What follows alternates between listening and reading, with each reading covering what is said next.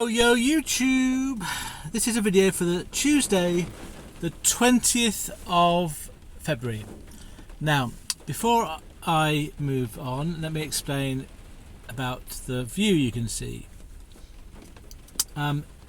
It's raining quite heavily at the moment, and when I'm driving, I don't have a microphone that works, and there's no way you're going to be able to hear what I'm saying.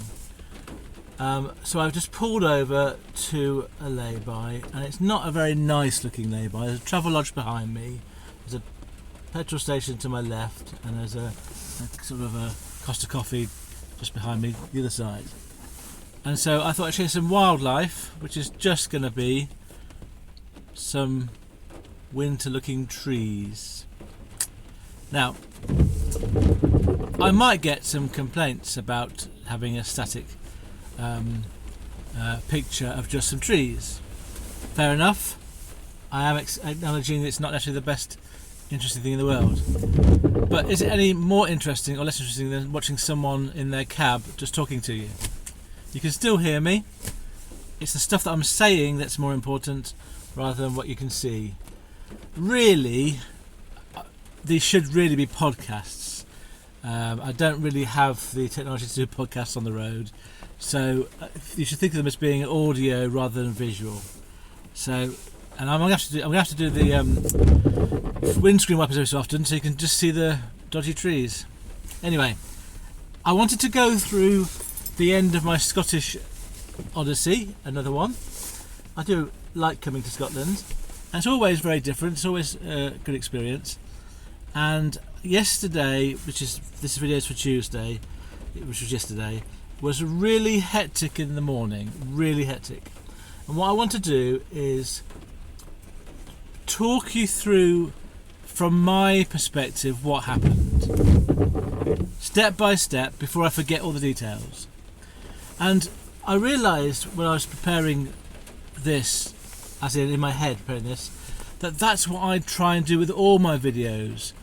I'm trying to just present my day through my eyes, and obviously I have a certain perspective based on me as a person, my character, my experiences, my age, my gender, my personality. I've said that already, haven't I?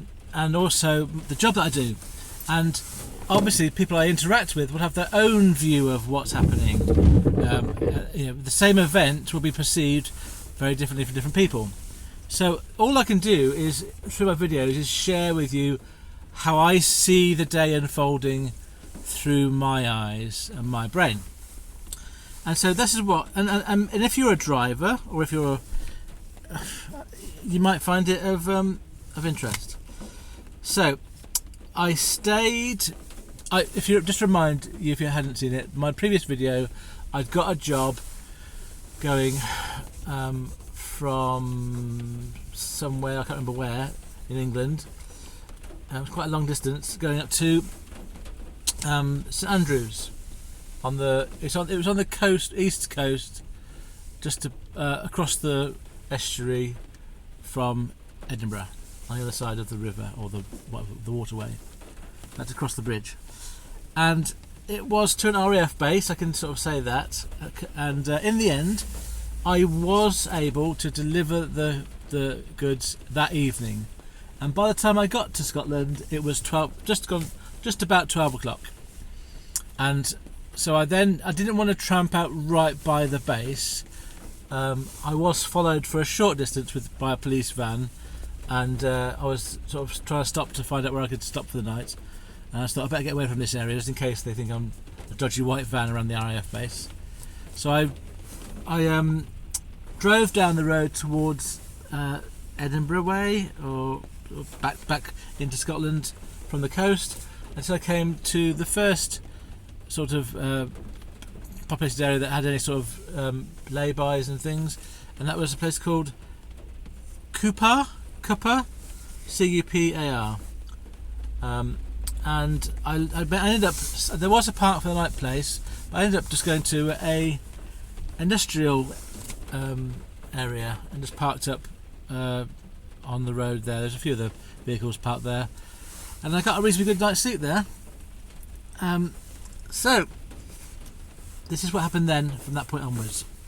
I woke up the following morning quite late, about 9:30, having had a good sleep, and then I was looking for jobs from about 9:30, and I got a call for a job that was going from, let me get the name right, I've forgotten it, I've written down a part of the name on my list, Kirkcaldy. So I was sort of, Cooper to Kirkcaldy was only about 20 miles away. It's only about sort of 25 minutes drive, and I got a job going from there to Grangemouth, and that was for a short wheelbase van. I put a bid of £50 on, and I got a call quite quickly, and they asked me, the guy said, can you do it for £40? That's all I'm getting for this job, which, to be fair, I didn't believe, but despite that, I just said I'd rather not. But then I thought, oh, it is a job. I am in Scotland. It's going to be hard to get out. The context of this is, for any drivers who are in Scotland, be they Scottish or English, trying to get south is very difficult to do at any sort of decent rate. So I thought, it is a job. It's a bird in the hand. Let's take this. And he said, we go meet me halfway, 45, and I said, I will reluctantly do that for you. So I picked up the job and went straight towards Kirkcaldy from where I was parked. And I looked around at other drivers, and there was 2 or 3 drivers around Kirkcaldy, but no one else was active on the GCX. No one else was green. And there was a couple of other jobs came up. One was from Dundee, and one was from another one from Kirkcaldy. And I didn't bid on them. I bid on the one from Dundee, but then I got the call for the Grangemouth delivery first. So I just made my way towards Kirkcaldy to pick up this job, and I arrived at the pickup point at 10:45. As I was standing at the counter, which was like a commercial place, I got a call, and it was the job from Kirkcaldy going to Glenrothes, which is only about 7 miles away, and I hadn't bid on it, and I got a call saying, can you do that job? And I said, unfortunately, I'm already doing a job. The best I can do is I can do this job first, give you a call when I finished it, and see whether you still need it covering, which wasn't really good for either of us, because he wanted it done sooner rather than later, and I didn't really want to come all the way back to Kirkcaldy from Grangemouth on the off chance of getting a job. So it wasn't really a good solution, but I wanted to offer something rather than just say a blank no. So I then went out off the counter, and I had a little bit of a chat with the guy that was there. I got a contact number for the person I was delivering to, and then I went out, loaded up my van, and it was 2 long wrapped up pipes for plumbing for a building site. And at this point I thought, oh, it's a shame, isn't it? I'm probably, you don't get called out of the blue for jobs in Scotland or anywhere really, unless they're desperate. So really, I looked at the map again. I was the only driver active in Kirkcaldy at the time. There was no one else very close. So I rang the shipper that I was doing the job for, and I said, I've got your stuff. Would it be okay if I went and picked up another load while I'm in Kirkcaldy for another shipper, because there's no one else around to do it for them? And what I would do, I said to them, what I would do is I would take your load to Grangemouth and then take his load to Glenrothes. So I'd do his load directly. And he owned a bit about it, and then he said it's fine. I said, what time do I need to be delivering yours by? And he said, by the latest 12:15. So I had just under 2 hours to do all this. So I rang the second shipper back, and I said, I can do yours. I can pick yours up now, take my first load and offload that, and then come back to Glenrothes. And he kind of said, oh, that's going to be too long. He didn't say that, but he wasn't that keen that I did his after the first one. And he didn't say anything really, but you just got a sense from the sounds that it wasn't really working out for him doing that way around. And I thought, I double checked with him, how far is it to Glenrothes? And he said 6 miles. It's better than 6. And I thought, oh, the logical thing here is I just go from Kirkcaldy to Glenrothes to Grangemouth. That's the logical thing. It gets everyone then is happy, except for my first shipper, who's not going to get his direct delivery. Also, just to bear in mind, the stuff that I was taking was to a building site, and I've been to building sites before. They are never on the button for their timings. You turn up and you might get hold of someone if you're lucky, and they just put it in storage. So it's not like the thing I was taking was definitely going to be needed absolutely on time. So if it had been like a hospital one, I probably would have had a different approach. But what I'm trying to say here is, as a driver, I was taking into account all the factors that I'd observed, like where I was going, what I was taking, the sorts of jobs I'd done before, and what they're like, to make this decision. So I said to the second guy, okay, I will do yours straight away, and I need to do it quickly. So can you please let me know? So I just said, yeah, just put it through. I won't do any paperwork unless it's given to me. I'll just take a photo and get it signed on the. Sorry, this is what I'm saying now. It didn't say in this conversation, so forget that. I said, yeah, I'll do yours. Put it through. I'll go straight away. So I was 10 minutes away from the second pickup, about 7 miles. About 3 or 4 miles. So I got myself off and went as quickly as I could legally go to the second pickup, and he said to me in the phone call, I asked him what it was. He said it was some stuff to be powder coated, and I implied from that it was like a box because it's a small van job. And then he said, oh yes, I forgot something. He said, I'll give you the job then. I said fine, and I said, oh right, how much is it going to be? Because I hadn't even bid on it. I didn't even know what it was going to be. So he said, I'll give you 40 for it. I said, for the sake of time, I said, yeah, that's fine, I'll do it for 40. So, which I thought was a fair price, to be honest. I'm not complaining about it. So I said, put that through, and I'll make my way towards the postcode. I asked him to give me the postcode so I could get there. And this is when my day started getting really hectic. So I now was driving towards my second pickup as a co-load, and I was going to do that as a direct and then go and do the first pickup second. So I rang the first shipper back, but I didn't say to him, I'm actually going to do the first one first. I said to him, I'm going to do your job for £40 now, which is what you originally asked for, not 45. And he seemed ridiculously happy about that for a fiver. I was quite surprised at how happy he was. So I just left it at that, left him with that happy thought, and then got on my way to get to the second pickup. Now the second pickup was a company name within another company, like care of another company. So I found the big company. Okay, it's quite a big site, but because you're in a rush, everything seems to go wrong. So I went to the first gate. No one knew the company name. They said perhaps you need to go to the back gate, and the back gate meant going back out to the main road and all the way around this industrial estate back to the gate. And every time I went out, it wasn't obvious which road I had to go down, and I thought, I can't remember where I meant to go. So I kind of went down one road that was the wrong road because it was to another set of units. And then I went down the next road, which was the right road, and round the back into the next gate. Rang the bell, explained what I was there for. He said, ask the forklift driver for help, who was just through the gate. I could see him and he could see me.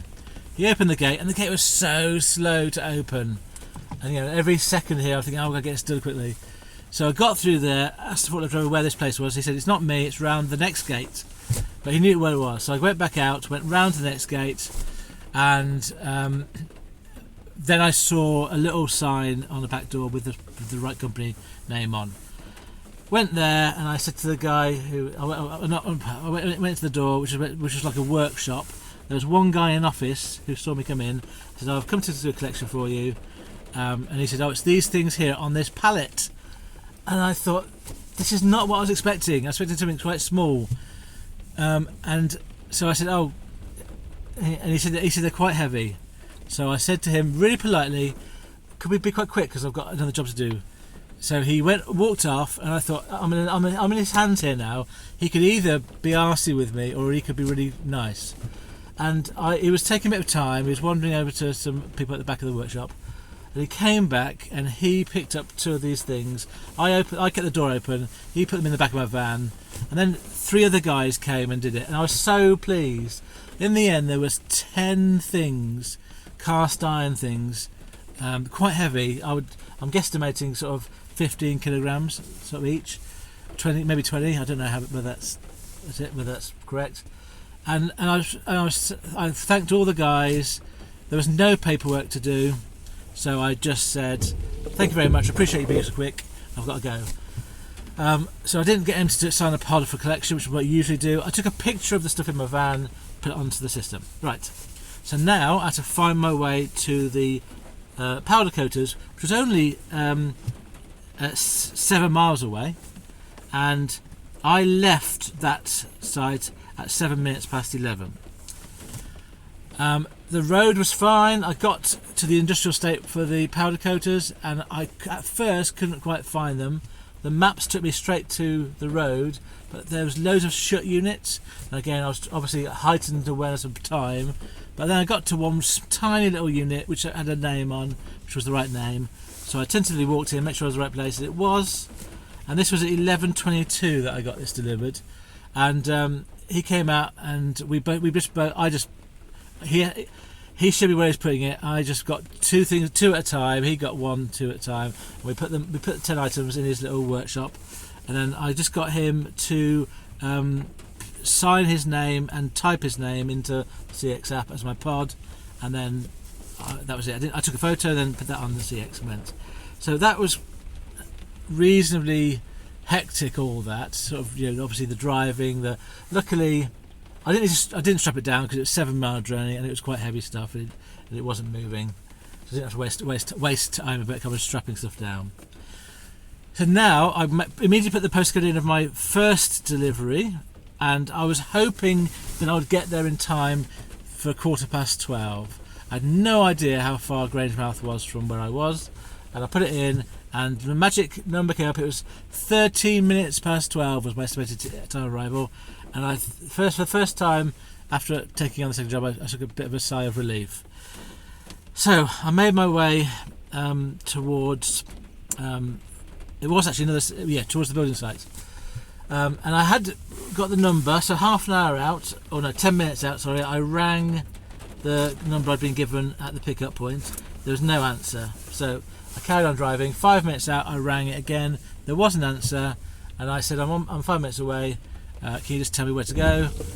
He gave me some instructions, which I kind of half remembered. I just hoped they'd be obvious when I got there. I remember him saying go to an area where there's a skip and a forklift, so I was looking out for that when I got there. In the end, I arrived at the postcode at 12:15, but the postcode that I'd given would give me the main street, the high street, and it wasn't completely obvious where the entrance was to the building. There were several bits of building going on, some road work, some other bits, and I could see to my left on the hill a new build, but I couldn't quite work out where it was, and obviously I was getting a bit stressy about trying to get there in time. I forgot something. Sorry. 10 minutes before I got to this place, I had a quick look at some other jobs. I put a couple of bids on other jobs when I got to Grangemouth, and I actually got a call back really quickly from a guy who wanted me to do a job from Larbert, I think it's said, or it's Larbert. It could be Labert or Labert, and it's going to a place called Cumnock. And he called me, and I said to him, "I'm on my way to offload. I was 5 minutes from the site. Remember this? Because I said I'm 5 minutes away from offloading. Actually, no, it's 3 minutes actually, because I thought 5 minutes would be enough time for me to get offloaded and make my way. So I've got at least 5 minutes before I'm offloaded, then I can make my way to do your trip." And he was quite. He wasn't very sure about it. He sort of said, "Oh, I'll pass it through to you, but give me a call when you're." Give me a call. He was a foreign sounding, like an Eastern European to the accent, and because I was driving, I couldn't quite hear everything he was saying clearly. So I said to him, I'll ring you when I've dropped off, just to let you know I'm on my way. Anyway, so it was now 12:15. I was on the high street of the place I was going to, and I couldn't find this this side entrance. So I pulled over to give this guy another call, and then I saw right down the end of the street that there looked like some flags, which might be the sort of advertising for it. So I hung up, drove down, and it was the show home of the place I was going to, and that was part of my instructions. So I went up past the show home, and I got top of the hill, and I could see like a parking area with a forklift and some skips.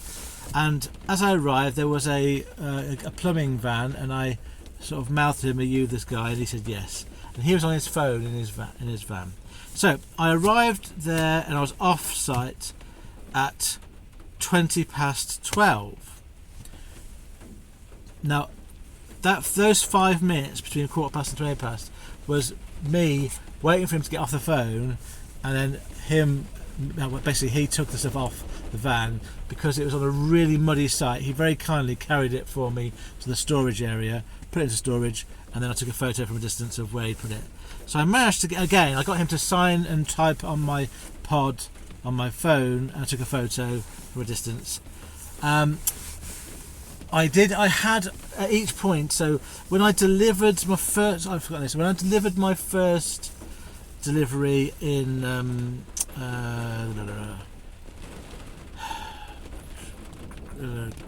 great. What's it? We're going to G, isn't it? Where was it? When I did my first delivery at Glen Office, I called the first shipper and I said, "I've delivered yours now. It's all done." And then I called. So he knew. And then after I'd done the second one, I called the second shipper and told him, "I've delivered yours now." I was in the habit of just calling everyone at this point, just to make sure everyone was in the loop. And then I called the guy that gave me the job, the third job, and I said, "I'm on my way to your job now."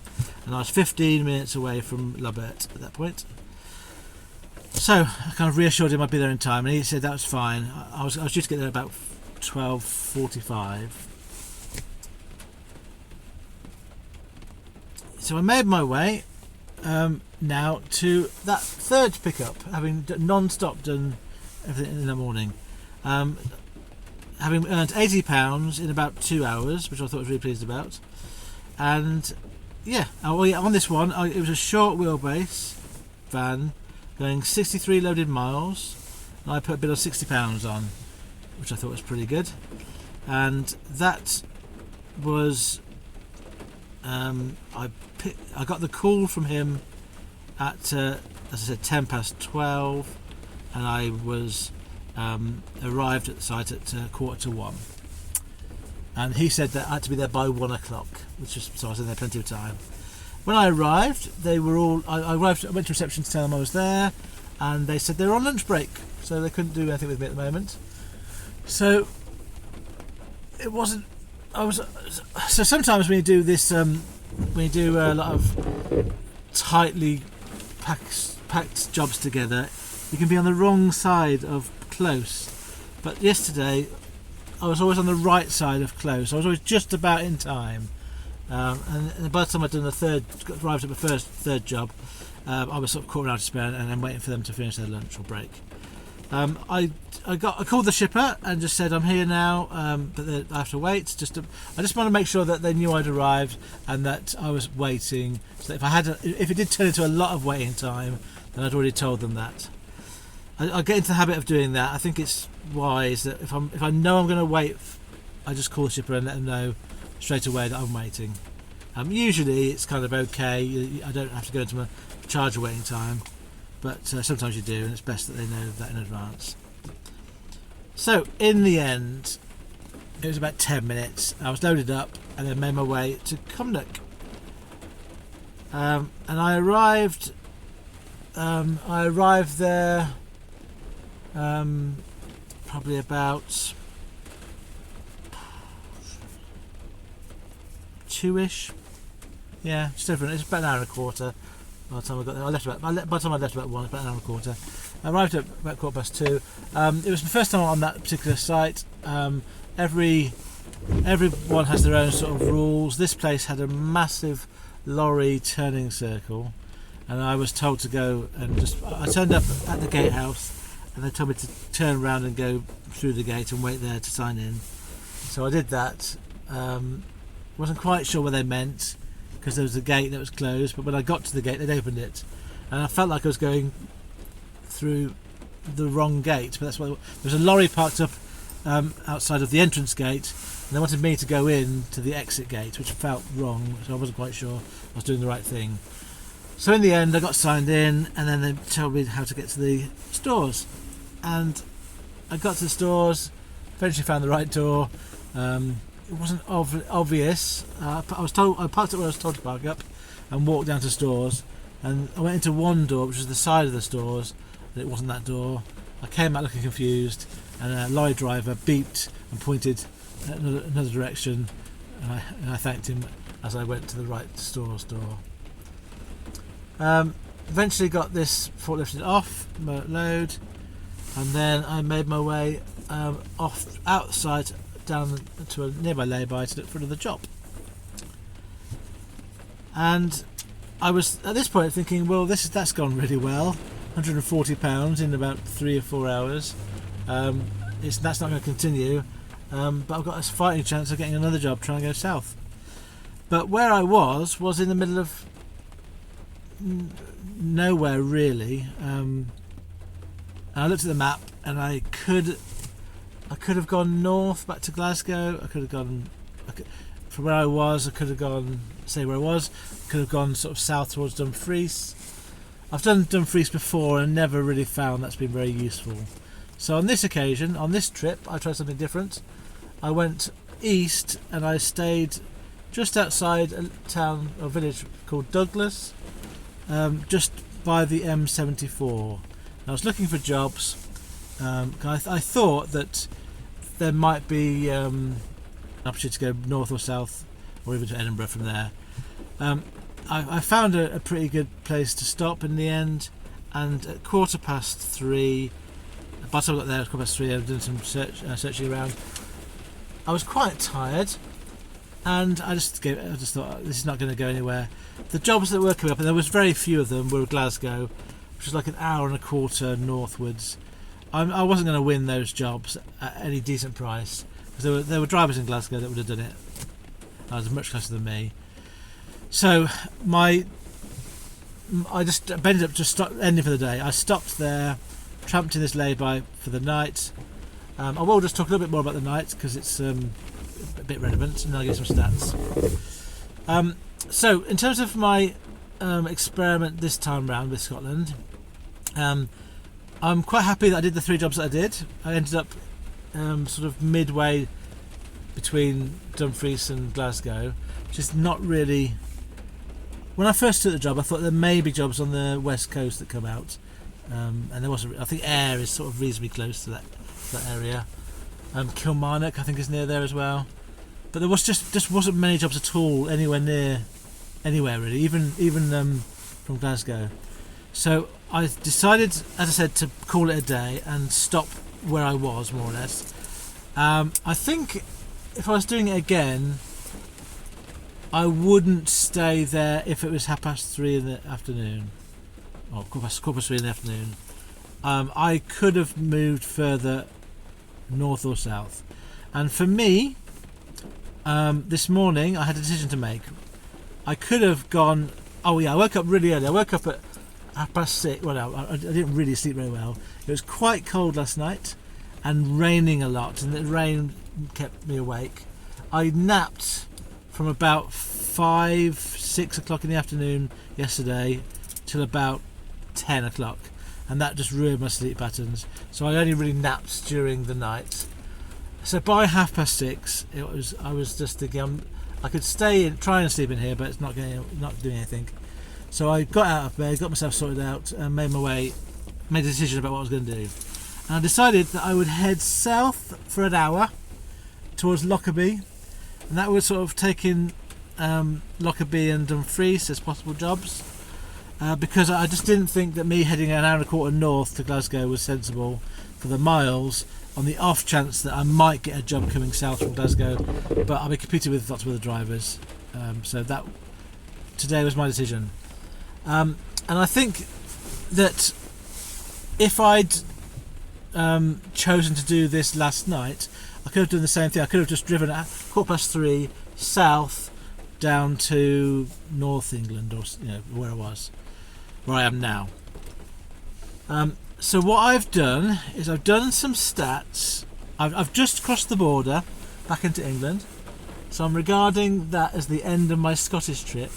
I've done some stats based on just the Scotland aspect of my work since Monday night to this morning.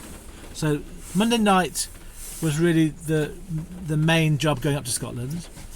Tuesday was my 3 jobs within Scotland, and it's only really half a day's work. And then today it was just the tramping out, driving down to this bit, so taking into account some time and mileage today.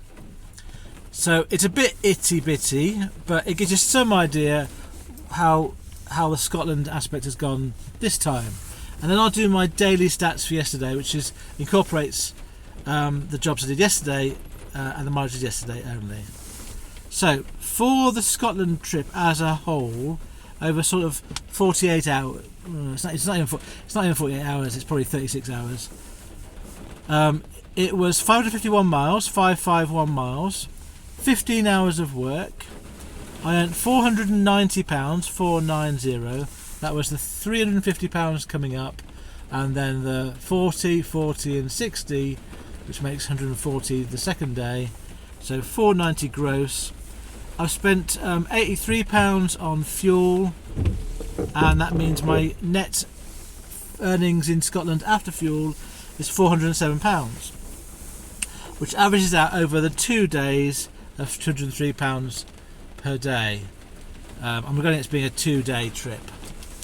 Now, if I then go back to my sort of stats that I do usually, for Tuesday the 20th of February, these are the stats on my spreadsheet.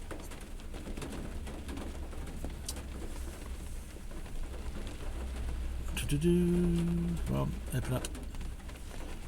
So I drove 216 miles, 216. I worked for just under 7 hours. I've got a new average fuel price now. I filled up again. It's 15.79 pence per mile driven. That means I spent yesterday £34.11, and that means net I earned £106 yesterday, 106.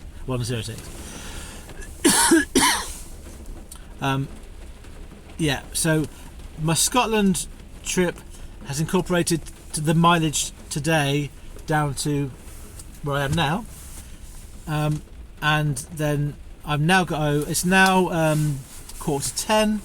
I've been doing the video for half an hour, so I'm now looking for a work in England going southwards, so I'm going to drive a bit further south. I may have missed some jobs having done this video, to be fair, but I'll do that now, and then Wednesday will be a day in England, and I'll be home tonight. My aim is to get home tonight because I think I've got enough. I've tramped out 2 nights in a row, and that's enough for this week. Right, I think that's all I want to say. It's been a bit. I mean, I have enjoyed the Scotland trip. I always do. This is not something.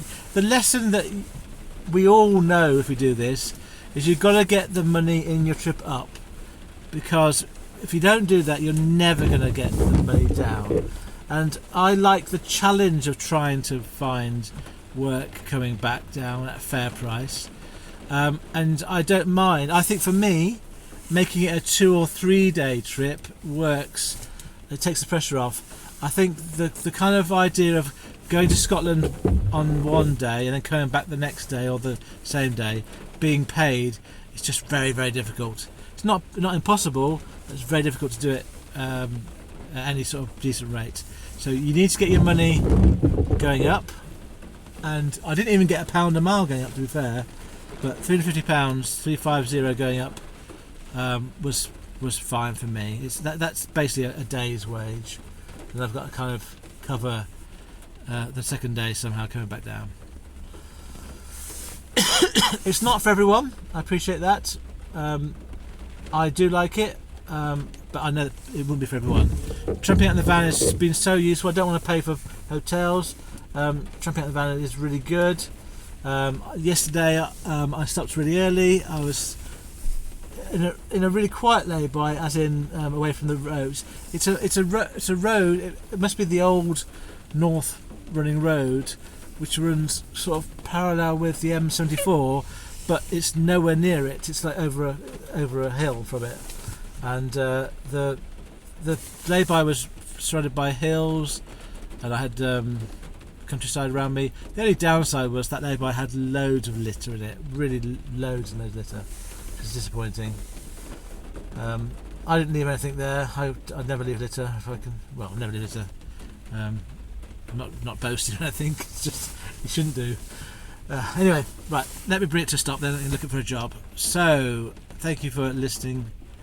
I would say listening. You've not been watching this, are you? If you're listening to this video, if you are one of those professional, polite, friendly, great shippers or drivers out there, I wish you the best of business this year. Thank you for listening. Farewell, friends.